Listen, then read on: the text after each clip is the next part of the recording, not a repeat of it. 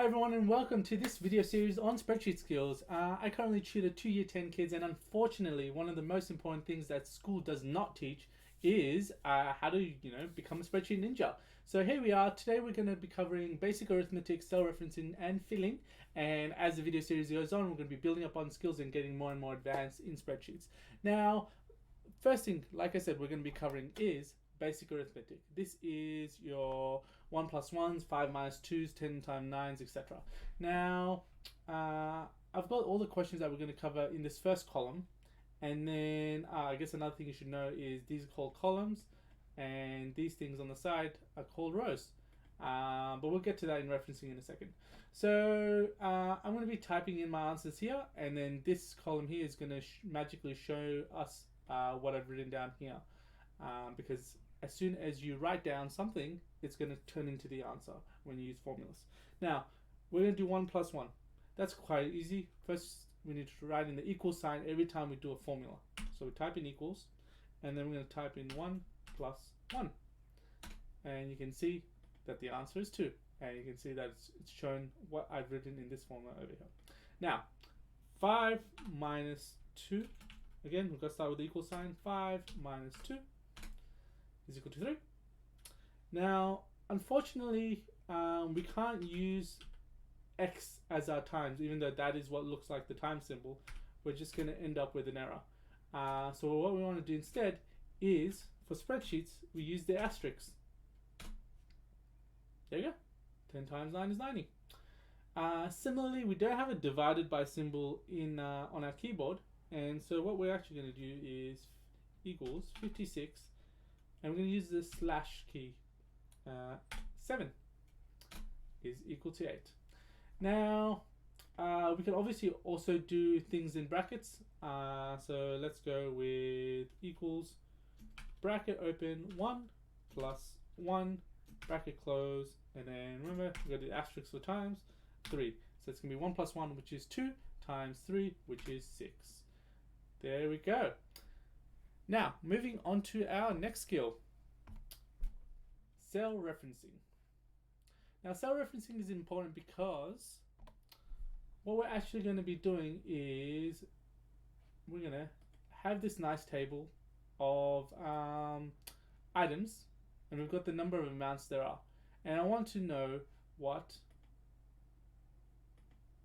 let me reveal my questions that I've hidden earlier.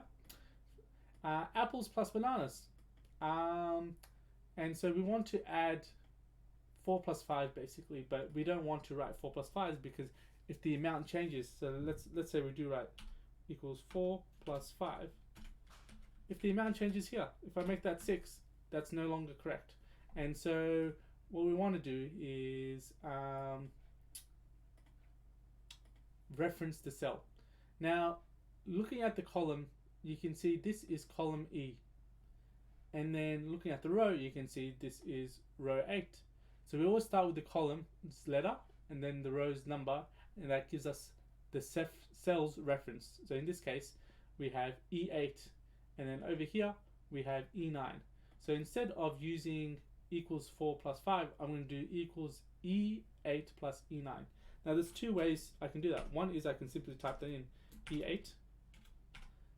If I hit enter, you can see that's equal to 4. Or, while I'm in formula, I can actually click on the cell I want to refer to, and there you go. E8 plus E9 is equal to 10. Now we'll do the same thing real quick with carrots, because obviously we can do this with any formula. If you can use numbers, you can use cells to get those numbers. So we've got carrots equals, so we're going to just click on there, and we're going to hit minus, and we're going to hit apples. So 25 minus 4 is 21. Now, last thing we're going to learn is filling. Now, filling is quite useful because when you're dealing with spreadsheets, you will often be dealing with large quantity of numbers. And when we're doing that, we want to be able to make our life easier. So in this case, I don't want to be writing the formula each time here in the subtotal. I just want to write it once or twice, and then I want to be able to copy and paste the formulas very easily without having to individually copy paste. So subtotal for apples, we have nothing to compare against, so we're going to just simply click on apples, and we're going to have number 4. Modern spreadsheets like Google Sheets will actually suggest fellow things. So if we wanted to, we can hit tick and it'll autofill the rest for us. But you'll notice that it's actually doing it incorrectly. We don't want 6, 25, 1, and 2. We actually want subtotals. So I'm going to reject that suggestion there and write equals. So I'm going to take the cell from above because we want to add 4 to 6. So we're going to add a subtotal and add the bananas. So we're going to go F8 plus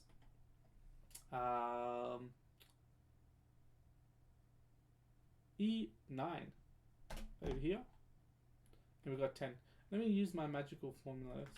And I'm going to chuck that over here so we can see what I've written. There we go. And we're going to make everything font 18. So just like Word, you've got ways to format it as well. Okay, so you can see this is equal to E8, this is equal to F8, which is this spot here, plus E9. So if I actually go here, you can actually see which cells it's going to refer to, which is really neat on spreadsheets to show you that. Now, instead of manually writing out or copy pasting, what I'm going to do is, you can see over this cell, you've got this blue bar every time you select a cell. And you've got this little bit of a nub square there. I want your mouse to go over it and it'll change from the usual cursor into this symbol here. So what I'm going to do is I can drag down, and you can see as I'm moving the mouse, it's increasing where the drag down's going to be. I'm going to let go, and it's automatically going to fill those in. So let's quickly check the math on that. So we've got 4 is equal to 4. 4 plus 6 is equal to 10. 10 plus 25 is 35. We add one more, we've got 36. Add 2 to that, and we've got 38. So that is our first episode done. Easy peasy, right? So you're on your way to becoming a spreadsheet ninja. I'll see you guys in the next episode.